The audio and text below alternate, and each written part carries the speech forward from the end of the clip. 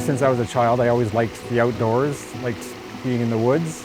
So much later in my life, when I was introduced to a camera and found, I guess, my voice, it just felt like a natural fit for me to start photographing the natural landscape.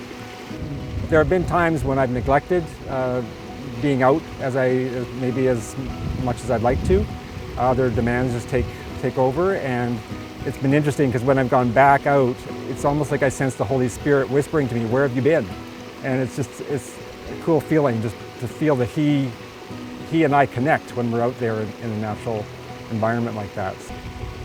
Frequently, when I'm in the process of looking for photographs, I don't necessarily see that spiritual connection all the time, but I sometimes feel a quickening in my spirit. There's something that gets me excited about the subject, and I don't always know why, but I just feel like I have to photograph it. And then later on, when I'm actually in the process of making the print, that's when I'll sometimes see the spiritual lesson or just the spiritual connection there that speaks to me.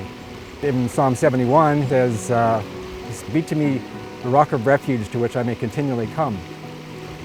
So when I see the three rocks, I think of it being the Trinity, God the Father, the Son, and the Holy Spirit. And when I look at the small stone, I see myself, and I think of all the times that God's been my refuge in the storms of life.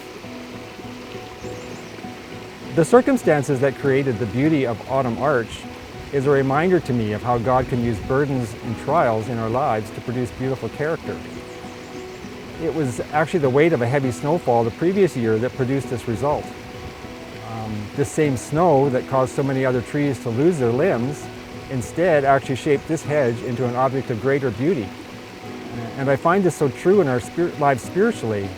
If we'll trust God through the hardships and allow the Holy Spirit to shape us to be more like Christ.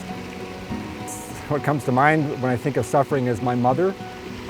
She had a long bout with Alzheimer's, and in the midst of that suffering, it was very evident the Holy Spirit was still with her, and in fact, as she grew through that period, if anything, she grew more like Christ than otherwise. So I don't get out as often as I would actually like to be, but when I do, I still again feel that sense of quickening and the sense of the Holy Spirit being delighted that I take the time to do it. And although I don't feel like every photograph needs to preach a sermon, it does in effect just because God's glory is on display when you take a photograph of His creation. It speaks to His invisible attributes, His eternal power, and His divine nature. And I believe that's why we love nature so much. It points us to God, and we were made to be in His company.